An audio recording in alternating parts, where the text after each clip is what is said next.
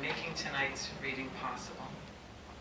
I want to announce a few things. One is that a week from tonight, May 1st, there will be another reading, and where is that, Tim?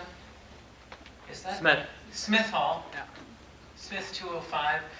And that is an omnibus reading. Jill Chrisman, Jennifer Davis, Paul Guest, Elliot Wilson, Kevin Waltman, Andy Duncan, all reading from their books. Should be a lot of fun. 7:30? 7:30. May 1st, Smith Hall. I'd also like to announce that there are books for sale outside the hall, and that immediately following tonight's reading, there will be a reception at the home of Leah Nielsen, to which all are welcome. Maps with directions are available on the book table outside. Thank you, Leah, for hosting this event. Is there anything else I'm supposed to announce? No, that's all. Robert Hass is the author of 4 books of poems: Field Guide, Praise, Human Wishes, and most recently, Sun Under Wood. He has also written many essays on poetry and poetics, some of which are collected in his book, 20th Century Pleasures. In addition, he has served as a translator of poetry, an editor, and as Poet Laureate of the United States from 1995 to 1997. Since 1989, he has been a professor of English at the University of California in Berkeley. When I finished graduate school in Syracuse, New York, I moved to Berkeley because I was full of snow and sick of rust. And Berkeley turned out to be as beautiful as I hoped it would be. Sunlight and rosemary and fog and the sharp tang of eucalyptus. But one morning after a few months there, as I hiked among the hills of Tilden Park, looking out over the vast bay, smelling the dew burning off the grasses, I realized it was all too beautiful. The morning glories, the sunsets from Bolinas Ridge, the buffalo marooned in Golden Gate Park, the hummingbirds, the rose gardens, the redwoods, the jasmine foaming everywhere, the lemony air. My Calvinist upbringing had stressed that when one experienced such abundances of pure pleasure, there was almost certainly something immoral involved. Beyond that, and more important to me even than the fate of my immortal soul, I also worried that if I stayed in Berkeley, I'd be so overpowered by the beauty, I'd never be able to write another poem. That any line I wrote would seem superfluous, a mere footnote or limp imitation of the obvious sufficiency of beauty that surrounded me. And so I moved to Wisconsin. The winter was long and amazingly cold, and I was happy. Robert Hass was born and raised in the Bay Area, and aside for some brief forays elsewhere, he has stayed put. His poems, to my continuing astonishment, have always managed to welcome every sensory pleasure his native landscape provides, but never be overwhelmed by that richness, never devolve into the merely scenic. Somehow, as in Black Mountain, Los Altos, from his first book, he can have his idyll of deer, mourning doves, sage, blue oaks, and wind-rasped laurel, but then end the poem literally at knife point, with a stunning indictment of war and perhaps of himself. I think of the village of Bien Hoa, the early spring, death in the Buckeyes, and up the long valley, my eyes flash another knife, clean as malice. It's this elegant melding of lambency and bright sparks, the hypnotically sweet and the painfully sharp, that sends me back to Robert Hass's books again and again. The poems seduce you with their apricots and tall pines, and then never violently and never by awkward contrivance, but gracefully, inexorably, and inevitably put you in the company of often agonizing emotions and ideas. Stanley Kunitz, in his introduction to Mr. Hass's first book, Field Guide, described this effect extremely well. Some poems present themselves as cliffs that need to be climbed. Others are so defensive that when you approach their enclosure, you half expect to be met by a snarling dog at the gate. Still others want to smother you with their sticky charms.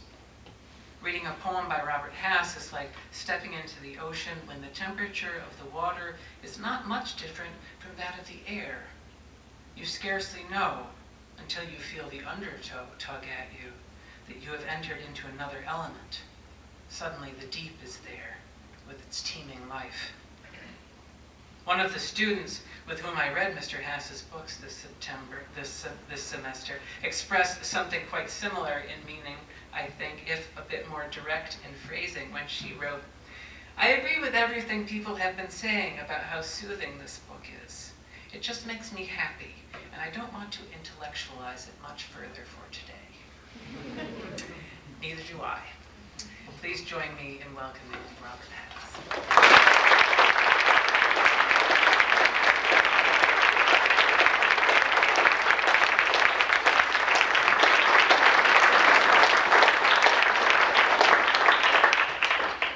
Thanks very much. It's a pleasure to be here in this wonderful place. This great writing program. I was here in the late 80s for a couple of weeks, and I got to know it a little bit. And of course, over the years, the reputation of the creative writing program has continued to grow. And I, besides having these wonderful memories of it, know of it as a terrific place to study literature and to teach yourself to be an artist. So it's great to be back here. My plan, insofar as I have a plan, is just to read, is mostly to read work that is since my last book. And so I'll just kind of read along without too much commentary, and you can listen or go into fugue states as you choose. It's sort of my usual, my subjects don't seem to change very much. I thought that your description of the Bay Area weather, I thought, I don't really need to get up now and read, but you just read my poem there. My poem, which is,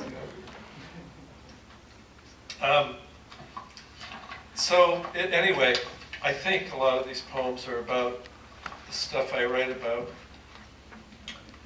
Sex, nature, desire, history, suffering, art, language, men and women. I spent a lot of time translating my neighbor of many years, great old Polish poet Czesław Miłosz, who's now 92 years old, and the Soviet Empire having collapsed, and he was able, 50 years after his years of exile, to go back and to Poland, and he was sort of going back and forth from Berkeley to Krakow, and now I think he will never come back to the United States. So he's living in this beautiful apartment that reminds me of Brooklyn, really, around Grand Army Plaza, great old brownstones inside the ring of this old Habsburg city, really, with the most beautiful medieval square in Europe, as far as I know, and blocks from places where some of the most terrible things of the 20th century happened. It seems, under beautiful chestnut trees, it seems like a right place for him to end his life. And he's been writing at the age of 90 very short poems, and we've been trying for the first time to do translation by internet. So I thought I'd read you a 92-year-old man's short poem to start with. And it's called Oh. And it's Oh exclamation point. And I emailed him and said, do you mean Oh exclamation point or OH exclamation point? And he emailed me back and said, he actually has a secretary do it. And she emailed me back and said, Czesław says, you better do this one on the phone. So I called him and said, do you mean oh or oh? And he said, oh. for sure. So this poem is called Oh. Oh, to see an iris and the delicate, let's see, actually I suddenly couldn't find it here. Let me get it right. I'll have to remember it. Oh, to see an iris, the color of Ella's dress once, and the delicate scent was like that of her skin. Oh, what a mumbling to describe an iris that existed before Ella and before me, or in all our kingdoms and all our domains. Actually, I blew it. The poem exists in the exact rhythms of its phrasing, and of course the task of translation is to do that. So let me see if I can get it right. Well, maybe I can. Oh, what a mumbling to describe an iris which existed before Ella was, or I, and all our kingdoms and all our domains. It's an odd Polish word. It's actually an old Lithuanian feudal legal term. So I looked in the dictionary and came across domains, D-E-S-M-E-S-N-E-S, French medieval word that passed into Norman English, and thought, bingo, that was it. All our kingdoms and all our domains. Czesław Miłosz. So this is envy of other people's poems.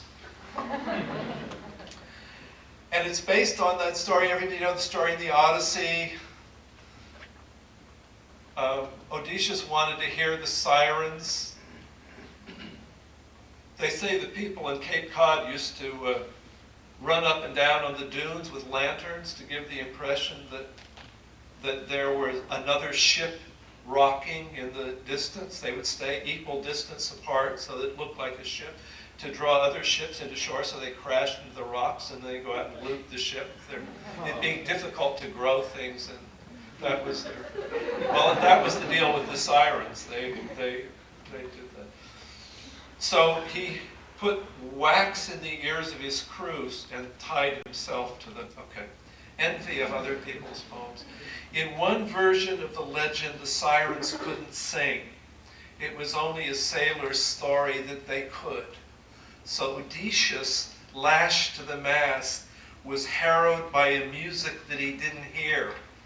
Plungings of sea, wind shear, the offshore hunger of the birds, and the mute women gathering kelp for garden mulch, seeing him strain against the cordage, seeing the awful longing in his eyes, are changed forever on their rocky waste of islands by their imagination of his imagination of the song they couldn't sing.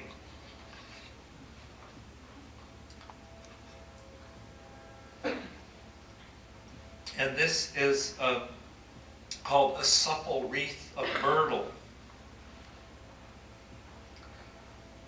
meant to lay down to honor a beloved figure. Poor Nietzsche in Turin, eating sausages his mother mailed to him from Basel, a rented room, a small square window framing August clouds above the mountain, brooding on the form of things, the dangling spur of an alpine columbine, his notebook notices, winter tortured trunks of cedar in the summer sun, the warp in the aspen's trunk where it torqued up through the snowpack. Everywhere the wasteland grows, he wrote. Woe to him whose wasteland is within, trimming a luxuriant mustache, dying of syphilis, in love with the operas of Bizet.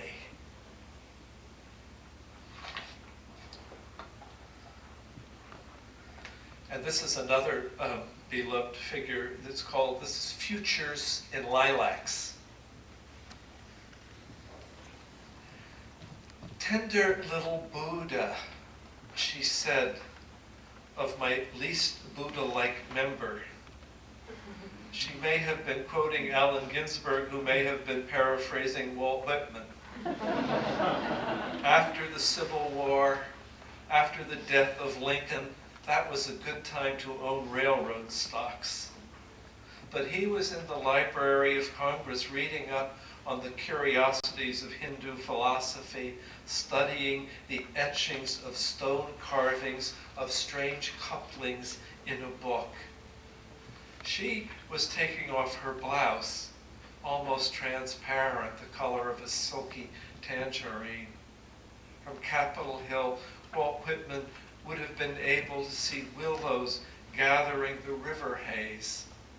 He was in love with the trolley conductor in the cooling and still humid summer twilight of, what was it, 1867, 1868?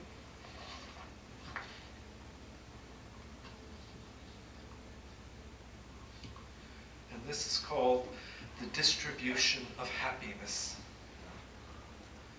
Bed covers thrown back, tangled sheets, lustrous in moonlight. Image of delight, or longing, or torment, depending on who's doing the imagining.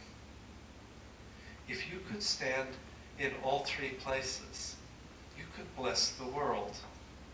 I know, you are the one pierced through. I am the one bent low beside you, trying to peer into your eyes.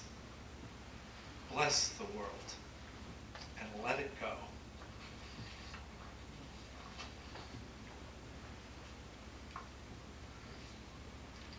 And this is called etymology. And it's an attempt on my part to make a contribution to the English language by reviving a lost word. Etymology. Her body, by the fire, mimicked the light-conferring midnights of philosophy. Suppose they are dead now. Isn't dead now an odd expression? The sound of owls outside and the soughing of wind in the trees is packed in their brain pulp, set out in scouting parties of sensation down their spines. If you say it became language or it was nothing, who touched whom? In what hurdle of starlight? Poor language, poor theory of language. The shards of skull in the Egyptian museum looked like maps of the wind-eroded canyon labyrinths from which, standing on the verge in the yellow of a dwindling fall, you could hear echo and re-echo the cries of terns fishing the worked silver of a rapids. What do you say of such wetness? The Anglo-Saxon had a name for it. They called it silm. They were navigators. It was also their word for the look of moonlight on the sea. That actually comes from, I wrote this other poem called Shame, which was about the subject of bodily embarrassment. And when I was writing it, I was doing catalog of human fluids. And well, I'll read you the passage. The guy in the poem gets caught. The elevator opens and people are coming in, and he's picking his nose. And later, going down with him in the elevator, he's imagining how he would recover his dignity. Nose picking, you imagine explaining to the upturned reverential faces, is in a way the ground floor of being. The body's fluids and solids, its various despised disjecta, toenail pairings left absently on the bedside table that your lover the next night notices there, skid marks in underwear, or little faint odorous pea blossoms of the palest polleny color, the stiffened small droplets in the sheets, the bodies shuddering late night love and loneliness and self-love, russets of menstrual blood, toe jam, earwax, phlegm, the little dead militias of white pork corpuscles we call pus. What are they, after all, but twins of the juices of mortal glory? Sap, wine, breast milk, sperm, and blood. The most intimate hygienes, those deepest tribal rules that teach a child trying to struggle up out of the fear of loss of love from anger, hatred, fear. They get taught to us, don't they? As boundaries, terrible thresholds. What can be said or thought or done inside the house but not out? What can be said or thought or done only by oneself, which must therefore best not be done at all, so that the core of the self we learn very early is where shame lives. And where we also learn doubleness and a certain practical cunning and what a theater is and the ability to lie. The elevator opens and closes. The silver-haired elders of the mountain are murmuring over breakfast menus in a room full of bright plastic somewhere, having forgotten about me entirely. And I, grown up in various ways, am at the typewriter thinking of all the slimes and jellies of decay, thinking that the zombie passages, ghoul corridors, radiant death's head entries to that realm of terror claim us in the sick middle of the night sessions of self-hatred and remorse, in the day's most hidden, watchful self, the men not farting in the line at the bank, no trace of discomfort on his mild, neighbor-loving face, the woman calculating the distance to the next person she can borrow a tampon from while she smiles attentively into this new man's explanation of his theory about deforestation, claims us also by seepage in our lies, small malices, razor nicks on the skin of others, of our meannesses, deprivations, rage, and what to do but face that way and praise the kingdom of the dead, praise the power which we have all kinds of phrases to align that none of us can worm our way out of, which all must kneel to in the end, that no man can evade. Praise it by calling it time. Say it is master of the seasons, mistress of the moment of the hunting hawk's sudden sheen of great brown gleaming in the morning sun. The characteristic slow gesture, 2 fingers across the cheekbone deliberately, of the lover dreamily oiling her skin in this moment, no other, before she turns to you, the face that she wants you to see, and the rest that she hopes, when she can't keep it hidden, you can somehow love, and which, if you could love yourself, you would. So when I was doing that, and I got to the juices of mortal glory, sap, wine, breast milk, sperm, and blood, I found there was no word for a woman's sexual juices. Is that the word? Hence, what to say of such wetness, the Anglo-Saxons had a word for it. They called it silm. They were navigators. It was also their word for the look of moonlight on the sea. And this is called a little essay on the impossibility of describing color. If I said, remembering in summer the cardinal sudden smudge of red in the bare gray winter woods, if I said, red ribbon on the cocked straw hat on the girl with bee-stung lips who holds the wiry, red-tongued poodle to her hip in a painting by Renoir. If I said tongue of fire, if I said blood welling from a cut, or flecks of poppy in the tar grass scented summer air on a wind-struck hillside outside Fano, if I said her one red earring dangles from her silky lobe, if she tells fortunes with a deck of fallen leaves until it comes out right, rouge nipple mouth, how could you not love a woman who cheats at the tarot? In the winter afternoon, it's gone. And the cardinal, how long do cardinals live? 2 years? 3? Their feathers fray. They age. Red, I said. Sudden. Red.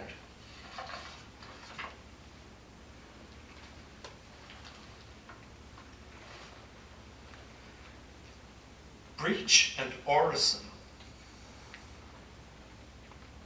This is a poem in 3 parts. First part is called Terror of Beginnings. What are the habits of paradise? It likes the light. It likes a few pine on a massive eroded rock in summer. You can't tell up there if rock and air are the beginning or the end. What would you do if you were me? She said. If I were you, or if I were you, if you were me. If I were you, he said, I'd do exactly what you're doing. All it is sunlight on granite, pines casting shadows in the early sun, wind in the pines like the faint rocking of a crucifix dangling from a rear-view mirror at a stop sign.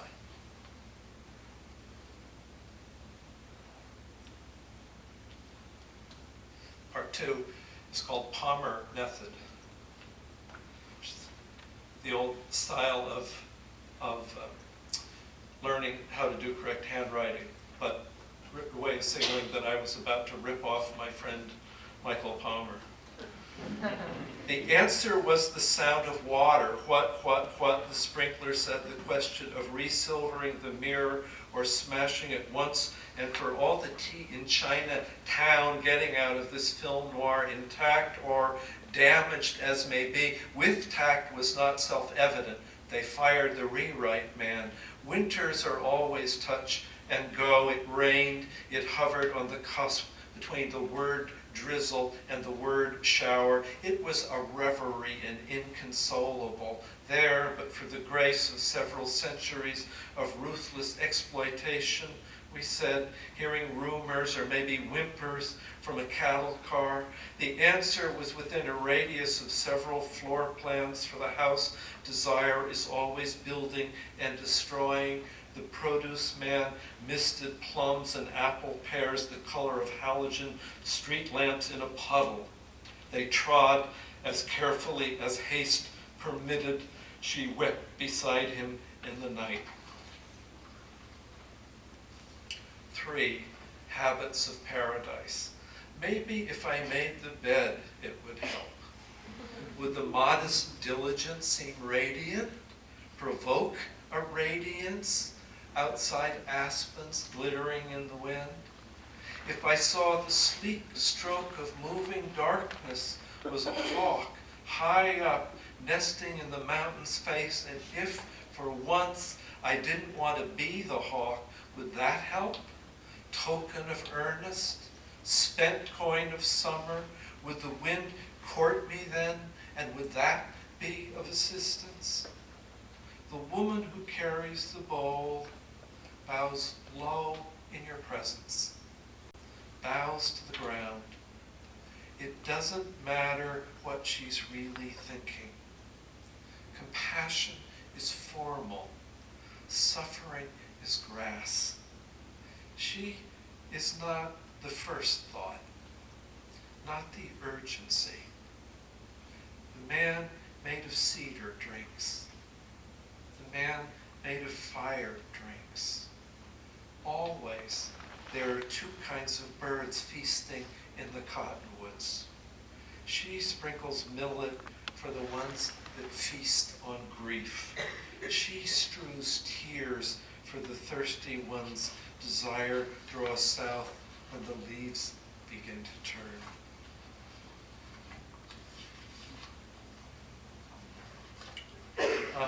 This might be a place to read another kind of poem. Somebody asked me to read a short prose poem that maybe rhymes with the end of that poem. It's called A Story About the Body. It's written in a little prose paragraph from a period when I always disapproved of prose poems, and so then I didn't disapprove of them, I just wasn't interested in them. And then I started writing prose paragraphs, which changed my mind, of course.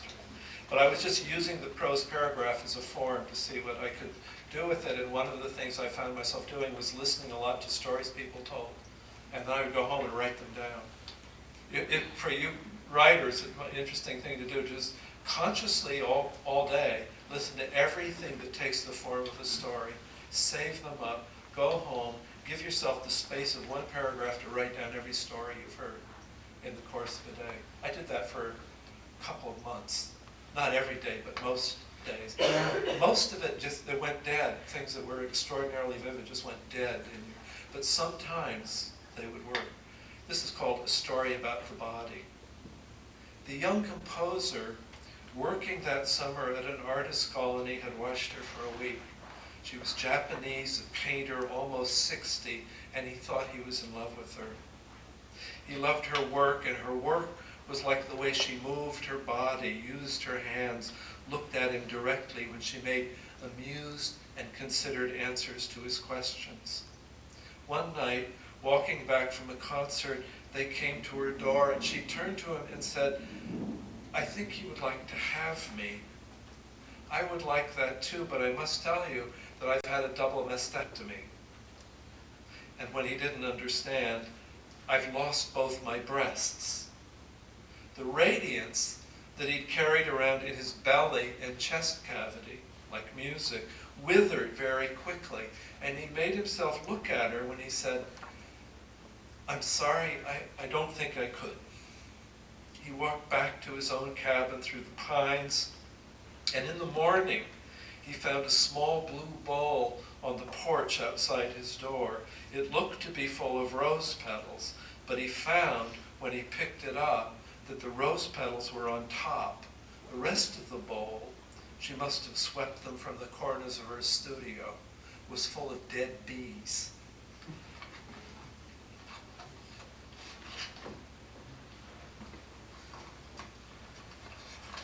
So this is called The World as Will and Representation.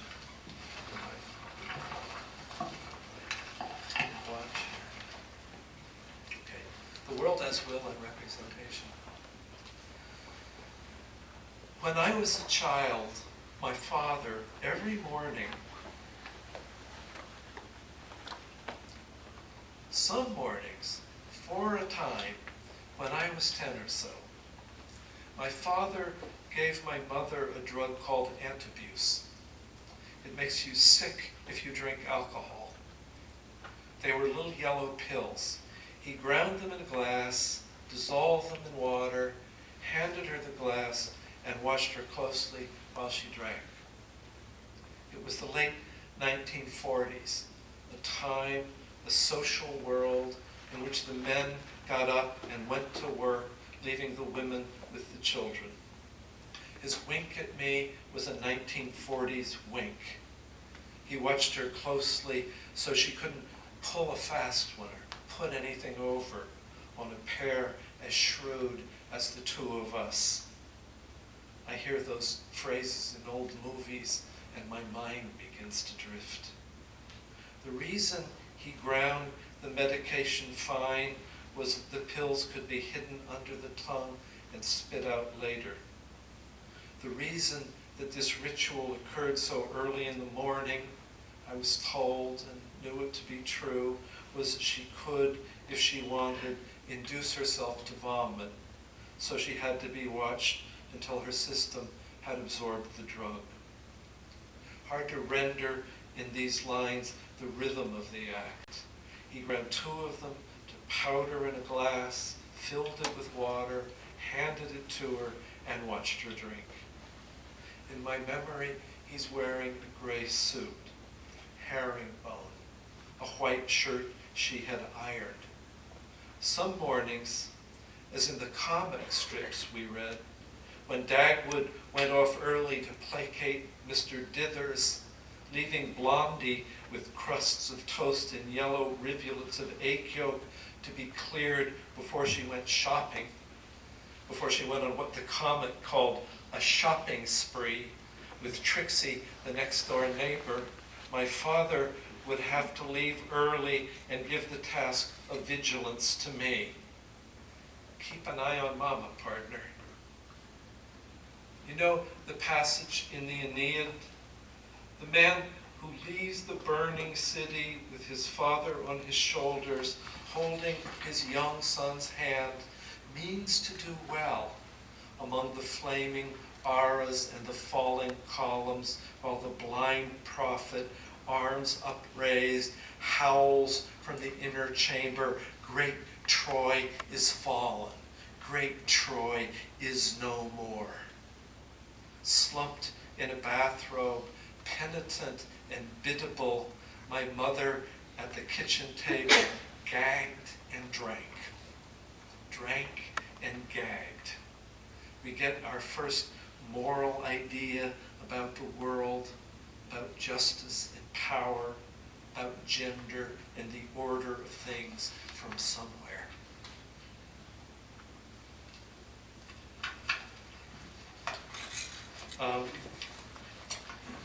This piece is called A Swarm of, it's a love poem, I guess. It's called A Swarm of Dawns, a Flock of Restless Noons. There's a lot to be written in the Book of Errors. The elderly redactor is blind for all practical purposes. He has no imagination, and field mice have gnawed away his source text for their nesting. I loved you first, I think, when you stood in the kitchen sunlight in the lazy motes of summer dust, while I sliced a nectarine for Moroccan salad and the 7-league boots off your private grief. Maybe the syntax is a little haywire here.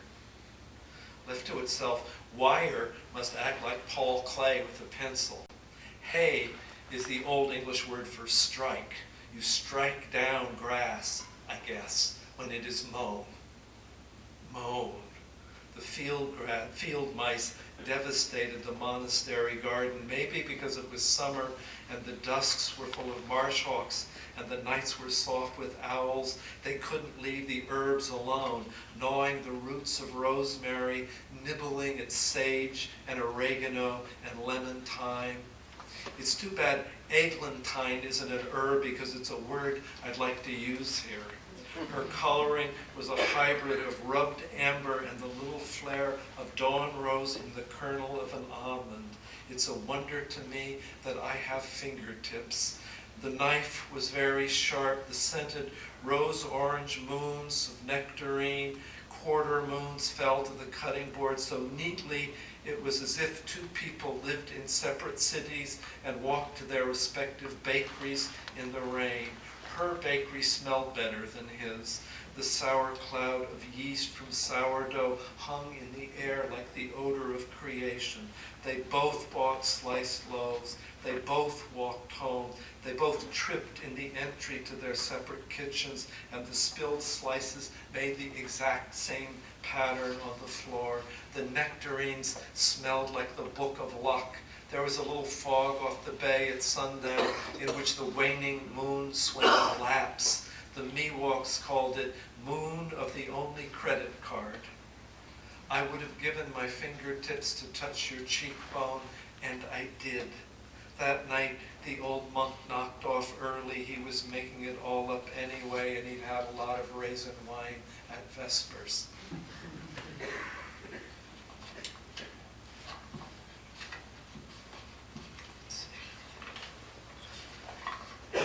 So this is called Then Time. In winter, in a small room, a man and a woman have been making love for hours. Exhausted, happy, they look at each other suddenly. What was that? He says. I can't get enough of you, she says. A woman who thinks of herself as not given to cliché. She runs her fingers slowly across his chest, tentative touches as if she were testing her wonder. He says, me too. She says, beginning to be herself again, you mean you can't get enough of you either? I mean, he takes her arms in his hand and shakes them. Where does this come from? She cocks her head and looks into his face. Do you really want to know? Yes, he says. Self-hatred, she says. Longing for God. Kisses him again. It's not what it is, a wry shrug. It's where it comes from. Kisses his bruised mouth a second time, a third. Years later, in another city, they're having dinner in a quiet restaurant near a park. Fall. Earlier that day, hard rain, leaves brass-colored and smoky crimson flying everywhere. 20 years older, she's very beautiful, an astringent person. She'd become, she said, an obsessive gardener, her daughter grown. He's trying not to be overwhelmed by love or pity because he sees she has no hands. He thinks she must have given them away. He imagines very clearly how she wakes some mornings. He has a vivid memory of her younger self, stirred from sleep, flushed, eyes just opening. Stirred to momentary horror because she can't remember what she'd done with them, why they were gone. And then she remembers and calms herself, and the day takes on its customary sequence once again. She asked him if he thinks about her. Occasionally, he says, smiling. You? Not much, she says. I think it's because we never existed inside time. He studies her long, cool fingers, pianist's hands, or gardener's as she fiddles with her wine glass, and understands vaguely that it must be his own hands that are gone.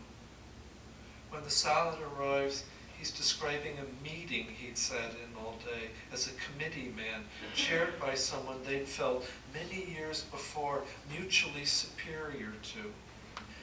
He'd looked at her across the room. She'd come up to him and said, you know the expression, a perfect fool? He'd liked her tone of voice so much. She's begun the story of the company in Maine she orders bulbs from, started by a Polish refugee who'd married a French-Canadian separatist from Quebec. It's a story with many surprising turns and a rare chocolate black lily at the end. He's listening, studying her face, still turning over her remark. He thinks that she thinks more symbolically than he does, and that it seems to save her for all her fatalism from certain kinds of pain. She finds herself thinking what a literal man he is, notices, as if she were remembering it, his pleasure in the menu and the cooking and the architecture of the room. It moves her in the way that earnest limitation can be moving. She's moved by her attraction to him also, by what he was to her. She sees her own avidity to live then, or to not have lived, might be more accurate. from distance, the way a driver might see from the road a startled deer running across an open field in the rain. Wild thing, here and gone. Death made it poignant, or if not death exactly, what she'd come to think of as creatures seething in a compost heap, then time.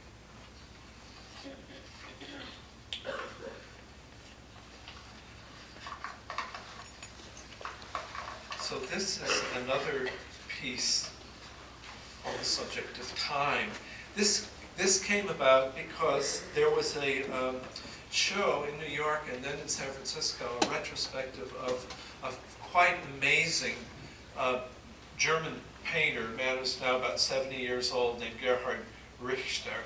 Many people think is the greatest European, well, you know, the newspapers invent another, but he's really a wonderful, quite startling painter who does a lot of things. Maybe he's certainly one of the great European painters of this half century.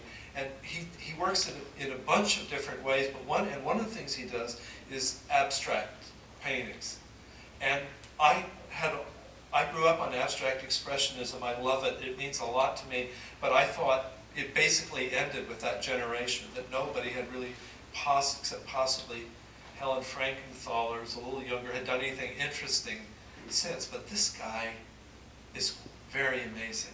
Anyway, I was given the assignment of getting to live with a group of his abstractions for a week. I could go anytime I wanted to the museum and look at them, and then I was to write a poem that would be published in a book with them. So several other poets, my wife, Brenda Hillman, and Michael Palmer, Dean Young, a bunch of interesting poets were given this assignment of trying to write about these. So one felt a little competitive too. Anyway, this is called Time and Materials, Gerhard Richter, Abstract Bildung. I was trying to understand his method, so that's where this begins. It would be obvious if you were looking at the paintings. To make layers, as if they were a steadiness of days. This day it snowed. I did errands at a desk, a white flurry out the window, thickening my tongue. A white flurry out the window, thickening my tongue, tasted of the glue on envelopes. On this day, sunlight on red brick, bare trees, nothing stirring in the icy air. On this day, a blur of color moving in the gym where the heat from bodies meets the watery, cold surface of the glass. Made love, made curry, talked on the phone to friends. The one whose brother died was crying and thinking alternately, like someone falling down and getting up and running and falling and getting up. The object of this poem is not to annihilate,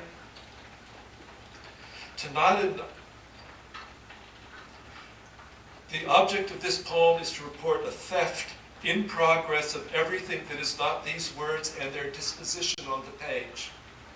The object of this poem is to report a theft in progress of everything that exists that is not words and their disposition on the page. The object of this poem is to report of thing exists these words on page. To score, to scar, to smear, to streak, to smudge, to blur, to gouge, to scrape.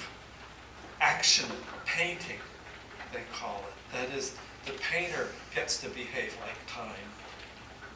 The typo would be painting, action, painting, to abrade, or to render time and stand outside the horizontal rush of it for a moment, to have the sensation of standing outside the greenish rush of it. Some vertical gesture then, the way that anger or desire can rip a life apart, some wound of color.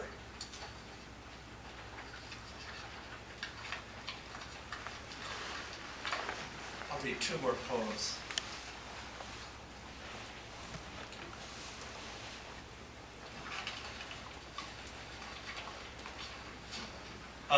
This is called What is Understanding? And it's a little series of little takes. I'll read the first 4 of them. I'm still sort of working on this, trying to do very plain, see how, anyway. 1. A house of old, soft, gray, salt-lustered wood. Window onto dune grass and a beach. His wife is upstairs working in her study when the doorbell rings. The young man at the door, a Jehovah's Witness, has an Adam's apple so protuberant it's conducting a flirtation with deformity. The man, trying not to stare, has a sudden panicked premonition that his wife needs help, and then a stronger feeling that he has no wife, has never had a wife. The young man, eyes hard with unfocused greed, is talking about something he calls the first awakening.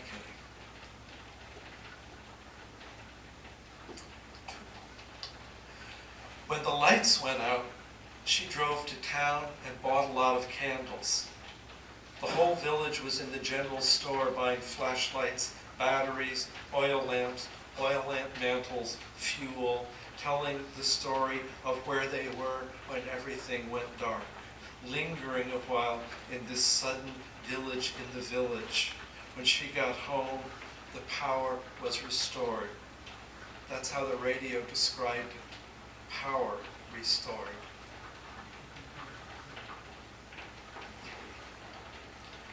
She woke him to say that everything was loud. The night birds song the white of the daisies in the garden in the dark. Then she woke him to describe headlights on the road across the bay. They seemed as lonely as the earth. He said at that hour it must have been a fisherman who was probably baiting line for sand sharks as they spoke. He fell asleep again, imagining the man setting his line, pouring coffee from thermos, blowing on his hand, shuddering against the cold. She listened to his breathing, awake beside him, her panic like the wind.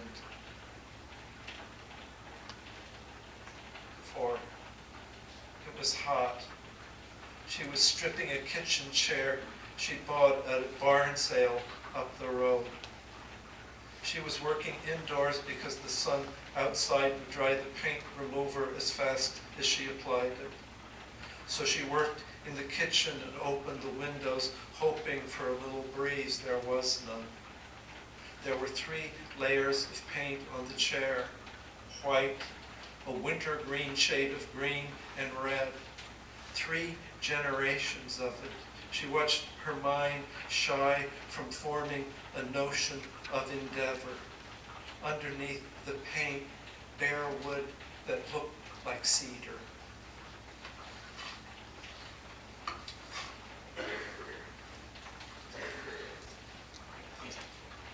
So I don't know where that's going.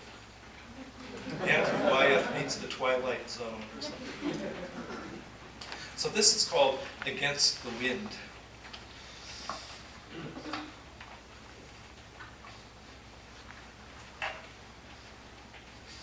Maybe I'll read a political poem, a more political poem. That music. Would the creeks silver in the sun of almost August, or the dry air, last runnels of snow melt drunk up by the roots of vinegar weed and golden smoke confer as a lover's body in the summer dusk confers, sheets tossed back, pillows pillaged, having been of perfect use, with the slow breeze in the pines, if you were the interpreter, if that were your task, given to you unequivocally, for the length of the stillness like the pause in a piece of music before the lovers know their fate. You know the moment, erotic, circling, the silted island before the lovers speak. In one version, they lean forward in the theater, their fingertips just touching, just glistening slightly from the oil and salt on the potatoes they'd eaten with their fingers in the park before the film began. And the soldiers in the newsreel come down the gangplank waving before President Truman, who has a secret plan to end the war, even played the piano that you couldn't hear. I had $1 million baby in a 5 and 10 cent store, and he's waving. In another, it's the 19th century in ostrich feathers, décolleté, crushed velvet, black tie and swallowtails. Herr and Frau Freud are there when the conductor, rap, rap, rap, taps his baton. Their child is at home asleep.